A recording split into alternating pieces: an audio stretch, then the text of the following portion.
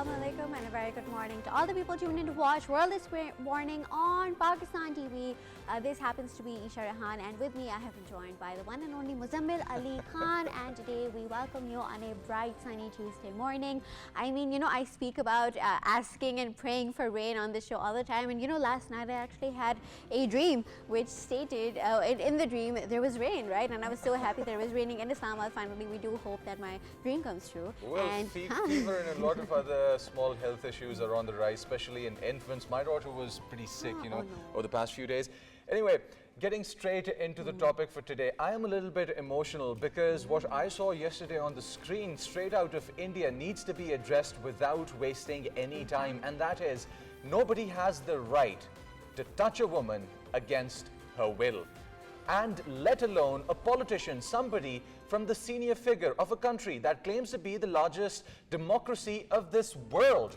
This man decided to put his hands on a woman who had a veil covering her face, a Muslim woman wearing a hijab. And this man decides to point at the hijab, and then on his own, he goes on to pull it down from her face. And not just this is Bihar's Chief Minister Nitish Kumar who shamelessly pulled the veil off a woman, and it's just atrocious. It is a violation of dignity, of consent, and of religious freedom. Of dignity, basic decency, basic human decency that one should have.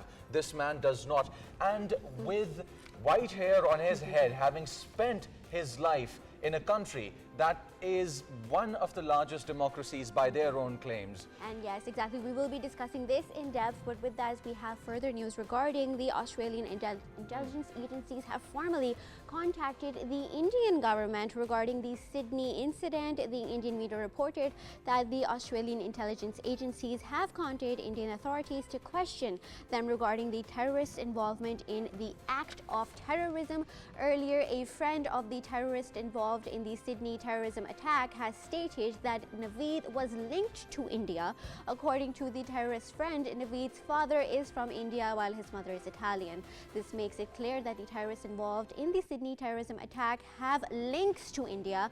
I mean, nothing identifies this as just to add another point, a few moments ago there was a breaking news. Ganva Mohyuddin was here in our studios conducting that breaking news, and officials out of Philippines have mentioned clearly that these people, both of them, they entered this country on Indian passports. Indian passports, and these are Philippines officials that are claiming all of this. Now, also today is remembrance of a sad incident where Pakistan, not only Pakistan, but humanity when we speak of it, APS, a disturbing incident, an incident where students lost their lives. They were shot point blank.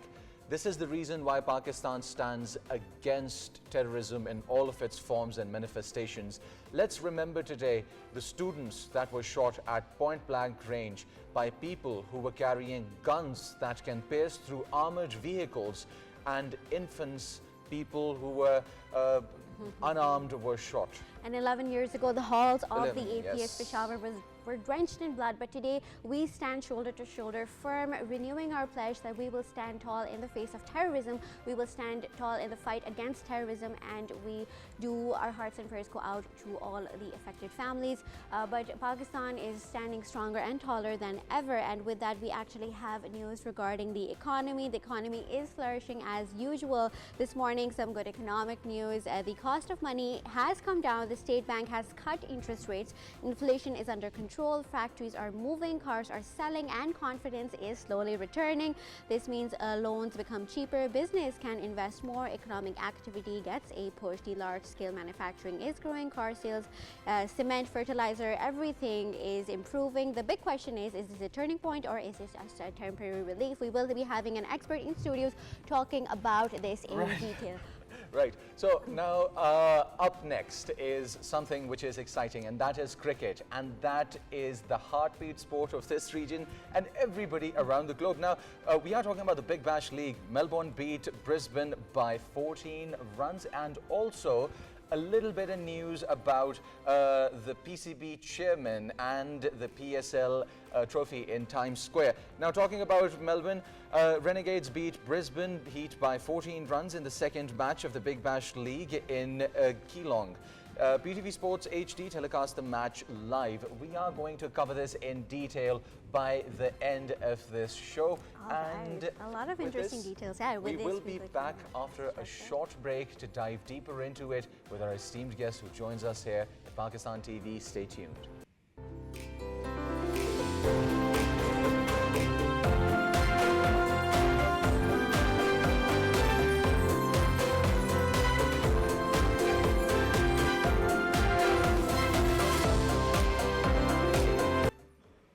All right, welcome back to all the lovely people who stayed tuned for this segment. In this segment, we are actually going to be discussing an atrocious incident that occurred in India. What actually happened was that Bihar's Chief Minister, Nitish Kumar, was blatantly violating the rights, the consent and the religious freedom of a young woman who came to collect her certificates, who came at a formal function. And what he did was he misused his power and he held his hand out and he pulled her veil down. I mean, such a shameless act committed by a chief minister. We actually have reports that he is Modi's ally. According to Ashok Sewan, Modi's key ally, the Bihar chief minister Nitish Kumar forcibly pulls down the veil of a Muslim doctor. In Modi's India, misogyny and Islamophobia have officially sanctioned. I mean, it is just atrocious, it is disgusting, it is wild. You know what the problem is that Delhi was a few years ago, Delhi was called the rape capital on international media. And then BJP comes out saying that people are trying to malign India's name and India's image. Well, this goes to show who is actually maligning India's image and India's name. It is the people in the ruling party. It is the people who are in the senior positions, people who should not act the way they are acting. Now, this woman who was wearing the veil and was receiving one of the official documents from somebody in a higher position, in a higher seat, this disgusting act should not have happened. Now, we will dive into it and all of the propaganda campaigns that were coming out of India. But to talk about this, we are joined by Dr. AQAB, MALIK, geostrategic expert. And it's a wonderful time every time he's here in our studios. And the discussion goes deep every time. We wish that we had more time by the end of the segment that he starts talking. Now, thank you for taking your time out yet again. And it's a wonderful morning. Assalamu alaikum, and great to have you, sir. Thank you very much. Now, I'll dive straight in. First of all, the Sydney attack that was being pushed by the Indian social media handles in a way that Pakistan is somehow involved. Turns out Indian passports, Indian people, and India behind the scene. And secondly, Nitish, the way that he performed on stage, it's disgusting. Where do you think that India is moving with the kind of mindset that is coming out of that part of the world? I think when you look at the attack, let's talk about the attack first. A devastating attack. Live on social media. I was watching lots of different clips, exactly what happened. You got to be able to see exactly what they did. Unfortunately, many people died, and we feel a deep sympathy for the families and the loved ones. And it's an atrocious attack in that respect. But the insidious way that the Indian media has orchestrated a negative image building of Pakistan, not just now, over many years, and use this, what they call an opportunity to devastate Pakistan in many different ways in the international environment, to give it a negative name. And this is what they've been doing for many years, is one of the things that Pakistan has been facing. And it's all about the infosphere battle space that we're fighting on, not just the front lines with weapons and making sure that we have a stable deterrence, but also in the airwaves, in the minds of people around the world, not just in India, in Pakistan, but all around the world. And the image that they're creating is one of negativity. And they've been very adept at this in many ways, although completely full of falsehoods. But this is how information dissemination and PSYOPs works. And psychological operations is based upon the building of a package or an idea and implanting I'm that. sorry, I'm Explain interrupting that you here. wonderfully well. Minorities are at a threat within India. Talking of PSYOPs, my mind goes to the fact that if India is one of the biggest democracies, as India claims, right? To be. We do not see the rights of minorities, the rights of Women. Basic you know. human rights. So, I mean, under Modi's alleged free India, right? Do you think the Muslims are safe? Do you think the women are safe to practice religious freedom and consent and just have basic dignity and human rights? Let's talk about this. Look, well, you know, this all comes down to the idea of them projecting an image about themselves which is more positive, which is not the case. I would contest the idea of the largest democracy. Democracy is based upon the idea of being understanding of the actual responsibilities a person has in taking a vote and that fundamental process of deciding who goes into power or not. And when most people don't have that fundamental understanding and responsibility towards the vote, how can that be a democracy? Because they're not educating their population, where more than half, maybe 800 million people are in utter poverty. And they don't have any education. And as a result, they go wherever the wind blows. And that's not difficult to, and this is what I was talking about, PSYOPs and information dissemination, to push that in a particular direction. So I would contest the idea of democracy in India in the real sense. It is not, I don't think. Definitely. So when you talk about minorities, unfortunately, you're right, especially with the latest government, with Modi in the last few terms that he's had, is consistently and progressively increased damage within the society. The idea of a leader of a country is to unite the country. He has done the complete opposite. Convicted rapists are sitting in offices. He has encouraged people to divide the society to gain popular support because he knows he can gain that through tribalism to increase misperception. And the idea of tribalism is the in-group and out-group, meaning we're better and they're less. So he's created that divide amongst the people to get the votes, which unfortunately, because of lack of education in that country, and even though they may contest that, but it is severe, he gets the votes from a lot of the people that are uneducated. And that's the masses, unfortunately. And what he's done is divide that, and especially because of his Hindutva philosophy and BJP. 100 years since 1925 they've been around and they've increased the capacity to divide. And this is absolutely appalling in the respect that we're not just talking about Muslims, which is a very large minority, over 250 million people.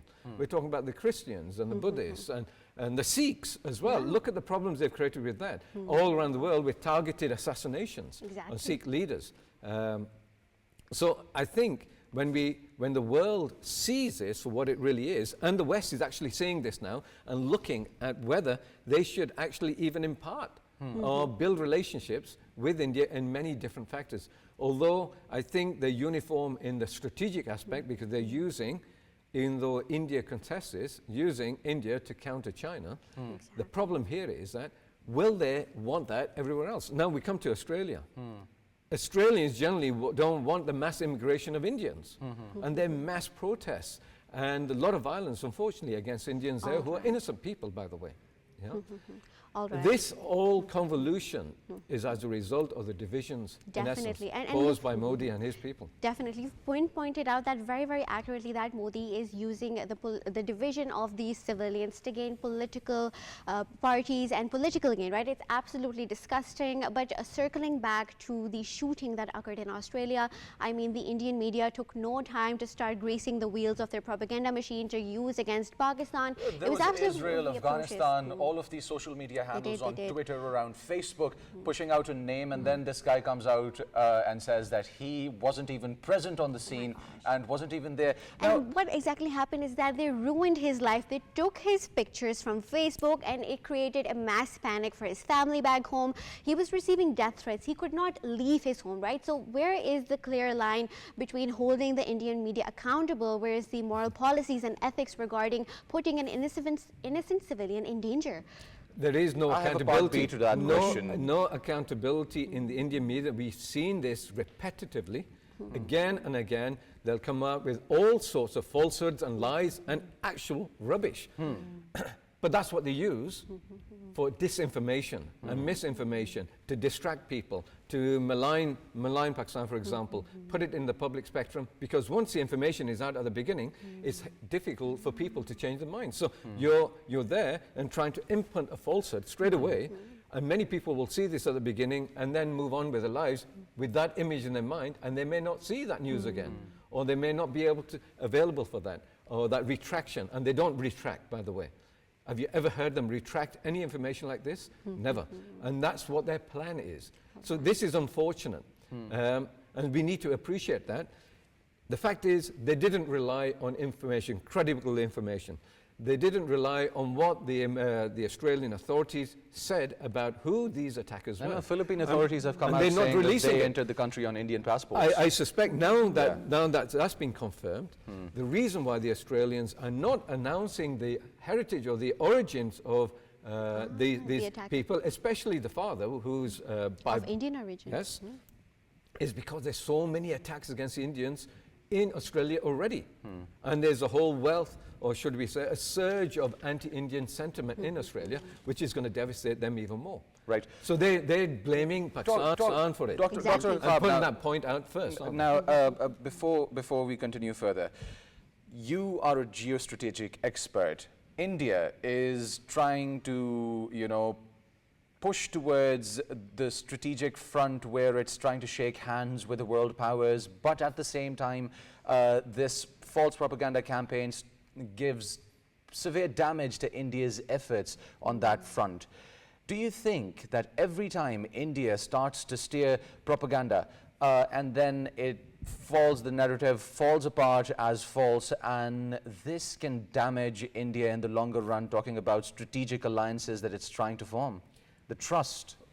Well, in the wider strategic picture around the world, there are certain stark realities where, based on more a realist environment, where the Americans and Europeans feel under threat by the rise of China, primarily because it challenges their power and their control and global influence in economic and political terms, and they want to be able to use India to whatever necessity that they think is required to counter China.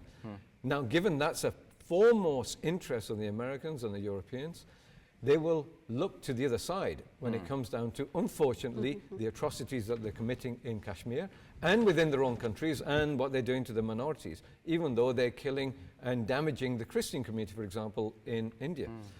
The problem here is that when you have such an environment, remember, before Modi came in, he was known as a butcher of Gujarat. And as such, the Americans have blocked his entry. But now that he's a leader of the country, they have to deal with him in a different way. All right. So they make compromises.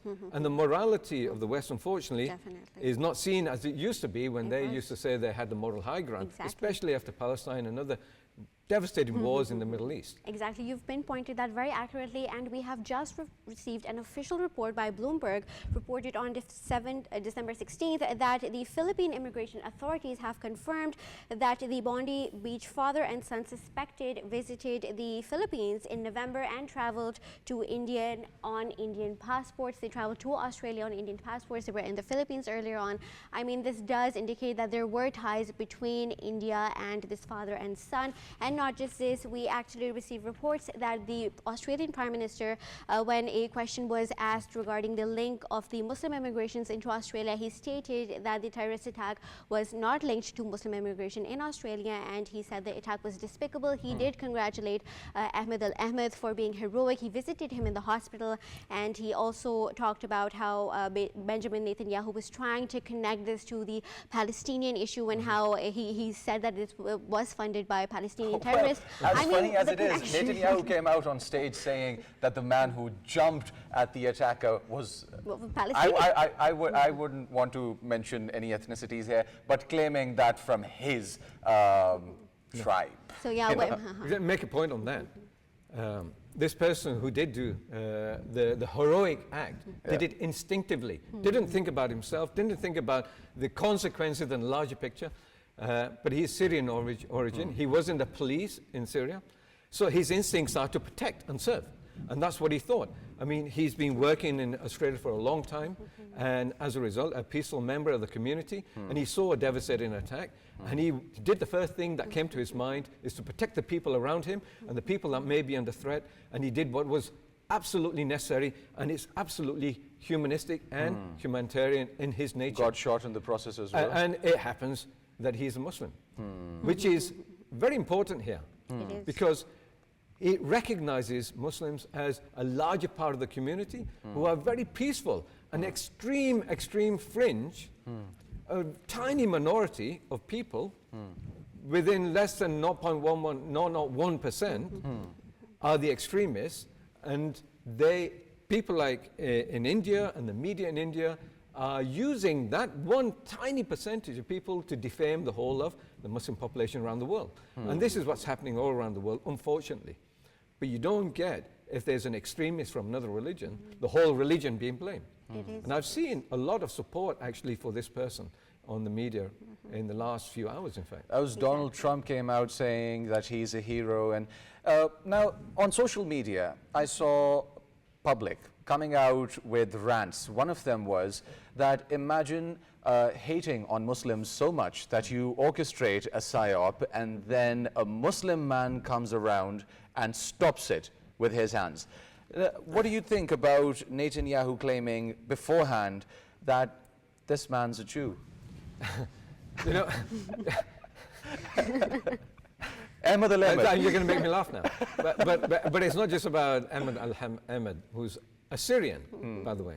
Yeah, it's about Netanyahu and how he reaches the lowest of the lowest and worst examples for himself to up himself, unfortunately, around the world. And I think he's absolutely deluded about what's going on in the world and how they have rejected Israel internationally, with the exception of a handful of European countries and the United States. They've rejected Israel as a viable state in the committing of such brutal genocide amongst the Palestinian innocent people on a daily basis, killing hundreds, for example, and still after the so-called peace treaty. All right, brilliantly said. And with this, we will be wrapping this up. Thank you so much, Dr. Abid, for being here today. Wonderful talking Ladies to you. and gentlemen, he is our geostrategic expert, our expert in current affairs. Thank you so much for being here. And with that, we will be heading out towards more news regarding what has actually happened. Just to recap for the audiences, we did receive the official report by Bloomberg that the Bondi Beach father and son suspects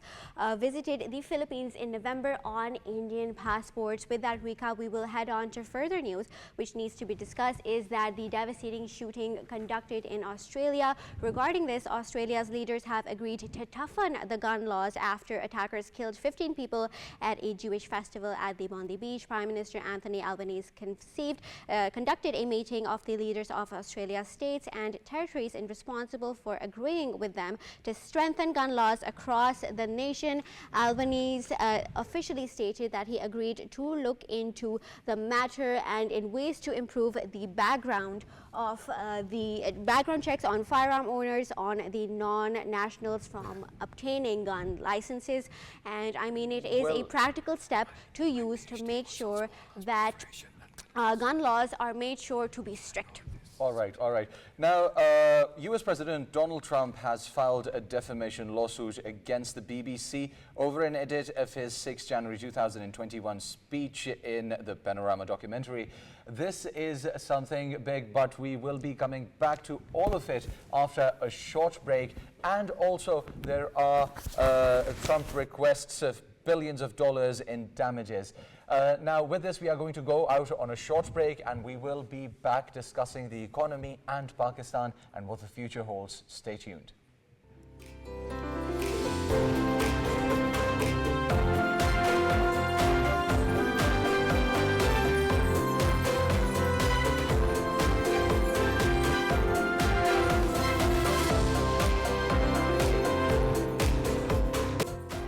All right, everybody, welcome back. And as today we are remembering APS that happened, this attack by cowardly people who attacked on students, who attacked on people who were looking for a brighter future, children And we are talking about children from ages of 5 years of age all the way up to kids in 8th grade, 9th grade and 10th grade. Now, when we talk about APS, Pakistan stands resolute against terrorism in all of its forms and manifestations. Prime Minister Mia Mohammad Shehbaz Sharif spoke strongly against the menace of terrorism, and he said that Pakistan will stand strong and tall against this menace, and with the armed forces we will push this menace out forever and for once. And today we do stand shoulder to shoulder, and with our renewed pledge that we will strengthen ourselves, we will stand resilient in the face of terrorism and make sure that it is eradicated. And speaking about brighter days and a brighter future for Pakistan, we have some good news regarding the economy. I mean, the money prices are going down, inflation is going down, and this means that the State Bank has cut interest rates. Inflation is under control, factories are moving, car loans have become cheaper. Business people are investing more. To speak more about the kind of policies that the State Bank has implemented, we actually have a Dr. SHIMAIL DAUD, the former president of the Rawalpindi Chamber of Commerce and Industry, a respected voice in Pakistan's Chamber of Commerce and within the economy. Thank you so much for joining us today. Thank you for having me. All right, it's absolutely lovely to have you. So first things first, let's talk about the staggering gap in between the inflation that has been reached just a while ago. It was at 36%, but now it is at a staggering 6%. How was this gap able to be achieved, and what are the policies that the current government are implementing that has made sure to give relief to the citizens of Pakistan? Thank you so much. Well, and present, we are part of the IMF program, and the government has done a series of, you can say, decisions. They've taken early reforms. They have improved their fiscal losses, decreased their fiscal losses, and also the import compression also worked in decreasing you can say, the trade deficit. So all of these things, in addition to controlling the expenditures, have resulted in bringing down inflation. And we have to keep in mind that the poor people, obviously, a lot of the food-related inflation was there, and that was also controlled by the government by stringent policies. So all of these in hand with a stable, you can say, exchange rate, have resulted in controlling the inflation. And that is why the Monetary Policy Committee was able to now decrease 50 base points from 11 to 10.5%, which is very, you can say, welcome by the industry, specifically the export-led industry, because their cash flows depend on borrowing from banks and from large organizations. Right, and this brings me to my question, which is, Pakistan is a country that houses a lot of young people. A major part of our population is the youth. Now, for the youth and for the layman, people who do not read into the news, people who aren't educated that much about economy and all, what actually is a policy rate for our youth, for the broader understanding? Could you shed some light on it? What actually is the policy rate, and what does it mean that it has been maintained on a certain level? What is the importance of this level that it has been maintained on? Right. So what happened was that when there was a very high inflation, as you mentioned, in the last couple of years, the policy rate was increased. What that means is the interbank lending rate was increased, and that basically was to modify or decrease the borrowing.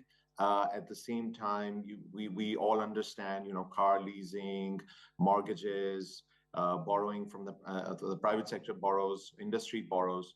So all of that was to curtail specifically the consumer spending.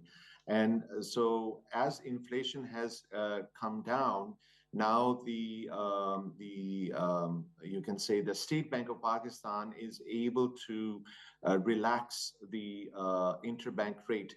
What that means for a common person is that definitely, as you mentioned, if the borrowing comes down or the rate comes down, in future we can hope that if a consumer wants to buy a car, wants to buy, go for borrowing, his rate will come down. But as I mentioned, this decrease is marginal.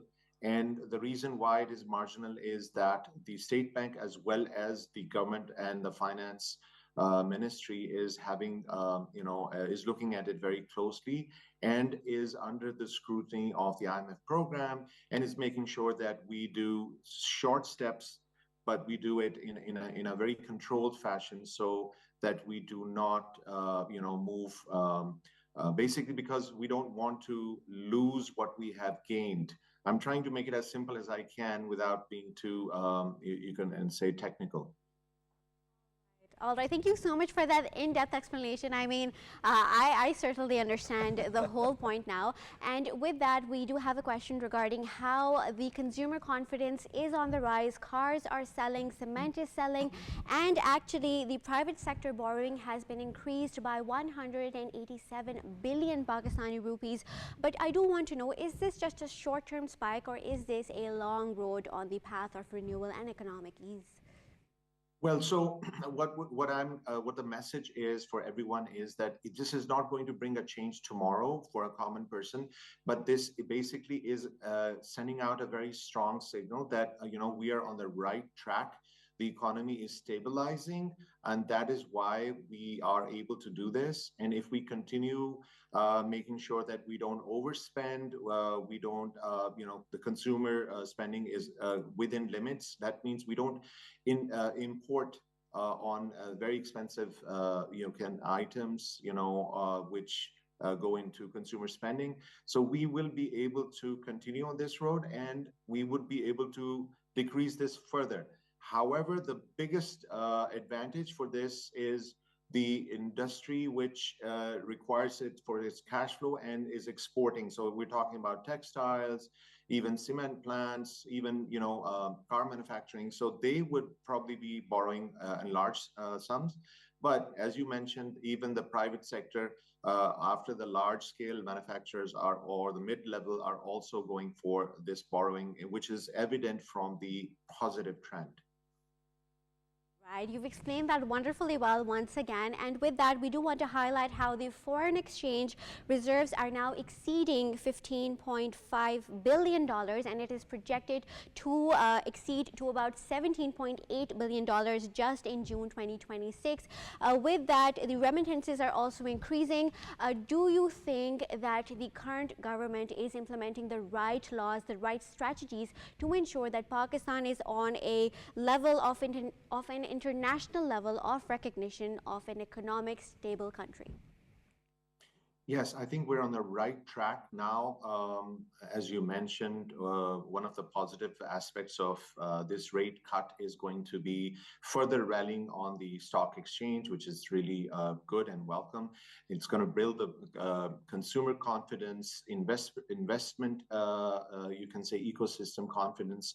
But the next few months, or the next remainder part of this fiscal year, the most important element, which obviously is part of the conditions which are being laid out by the IMF, is about reforms. And that is going to then bolster the economic stability and the economic way forward, where we can really go back towards 3.5% to 4%, and thereafter maybe even 6% of growth GDP, which is the ultimate requirement so that we can take care of the population.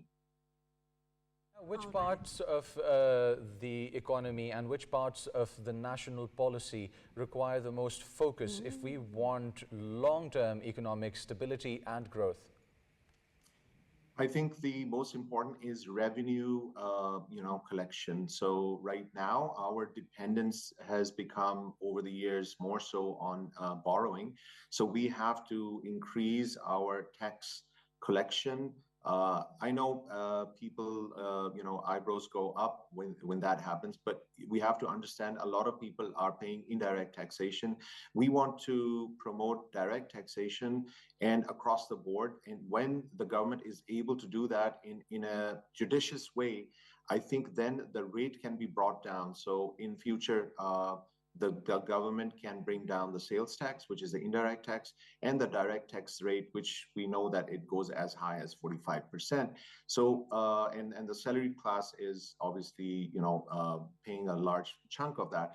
But when it is across the board, means that those segments of society which have not been doing their due share, as part of the IMF conditions, they want the agriculture to be included, subsidies to be removed, transparency to be brought in about different segments of the government, including the bureaucracy and so forth and so on. So all of these will bring forth stability and these reforms will increase transparency, and then eventually we will see larger government spending from homegrown tax collection.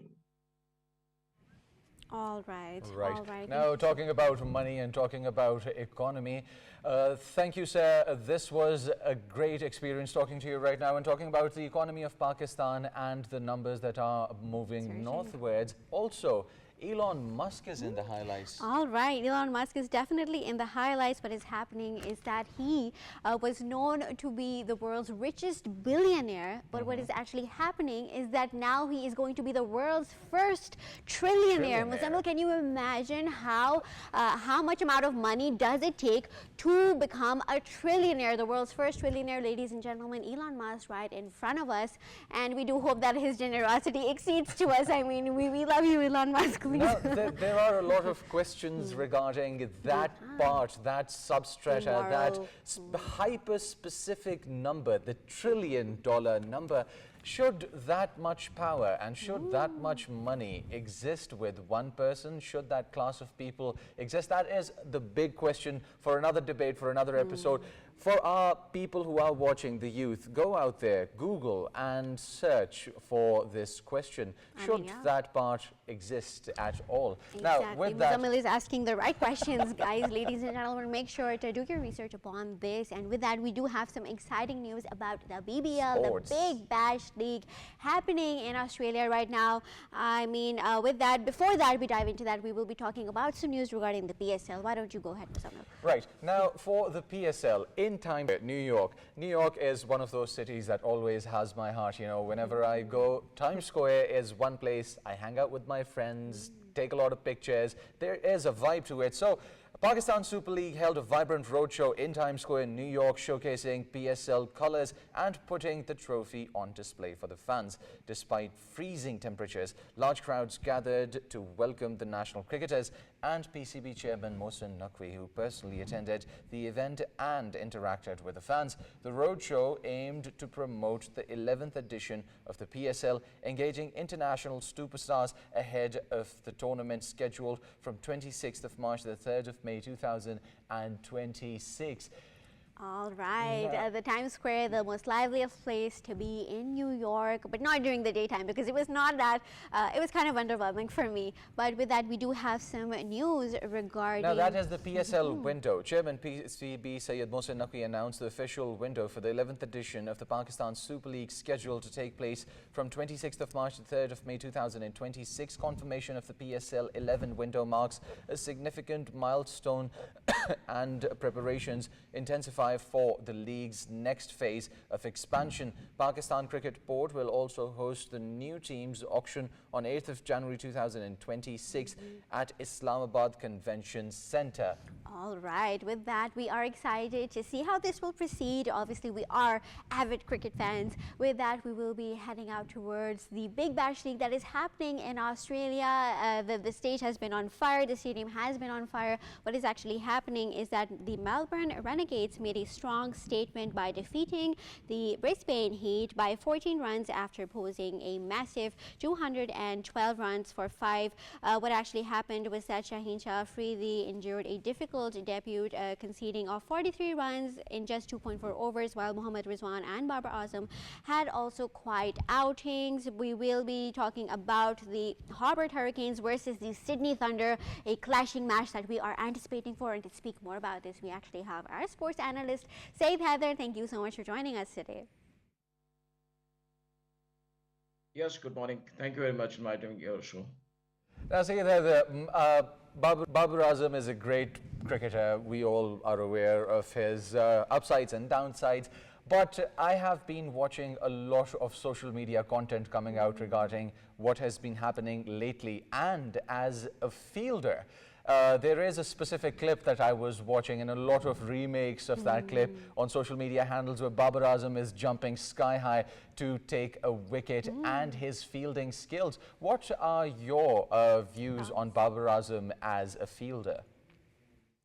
Yeah, yes, no doubt Babar Azam is the best batter still of Pakistan, and he's playing in the big match league. It is too early and unnecessary to criticize his batting. What he has got only 2 runs in the first match. The debut was definitely what was dreamful, but still he has a lot of matches, and we hope that he will show some good batting talent there, and he will get runs. As a fielder, Babar Azam, he's always a good fielder. He's got a lot of times very good catches, and in this match he has got also. So as a batter, I hope that he will do what he has done in his past batting. He has got always runs on every surface. So in the big bash league, he will be also successful. Thank you for highlighting that. And on that note, we do want to talk about how and why do the Pakistani players often struggle in Australia, especially during the first few matches, right? We saw how Shaheen Shah Afridi had a very rough debut, and with Babar Azam, as Muzzammil stated, he only scored 2 runs. We do know about his achievements and the capabilities that he has, but why is it so mentally challenging sometimes to achieve the best scores at the start? The Australian pitches are always challenging. They are not like that Pakistan or Asian pitches. They are the bouncy wickets, and the ball comes on the bat very quickly. So all the batters, not only the Pakistani batters, even Indian batters or England or other, they have to adjust on this wicket and to get their bat in the line and on the length of the ball quickly. That is only the problem. Otherwise, they have the talent. They are capable to get big runs, bigger scores. But the pitches are not batting friendly. Sometimes Perth pitch or the Hobart or Brisbane pitches, they are bowlers friendly pitches, and therefore the Pakistani batters, they have a struggle always, not only at this time, but in the past. Whenever the Pakistan team toured Australia, they were facing always the problems to face the bowlers. In Big Bash League, it is a T20 league, and in limited overs you have to bat, and you don't have the time to stay on the wicket. So therefore, you are going to hit every ball. So definitely you can get out and on any ball, and you can be felled in any ball. But now the question is not that what they have got their runs. The question is that how they will bat in the future, because a lot of matches are still to play. Today, Shadab Khan is playing for the Sydney Thunders, and we hope that Shadab Khan is playing after a long time after his rehab after his injury, and it is the best occasion before the PSL and the Pakistan team's other fixtures. Shadab Khan should show something in the Big Bash League today, and to make sure that he is still in a good form and a good shape to play cricket for the Pakistan and other teams. Definitely, and we do know how BBL exposure is sufficient for Pakistani players on a global stage. With that, we are looking forward to the big clash between the Hobart Hurricanes and Sydney Thunders. I mean, it's going to be a clashing, fiery match. It's going to be a clashing. With this, thank you so much for joining us here at Pakistan TV. Syed Haider, for this very segment. When we talk about sports, it's always interesting talking to you. Now, with that, PSL has been established, guys. We are talking about whatever that is happening in the United States of America, in New York, in the Times Square. We will be sharing all of this with you. Be sure to join us next time, also same time, same place. And with that, take care. Allah Hafiz. Good Goodbye. morning.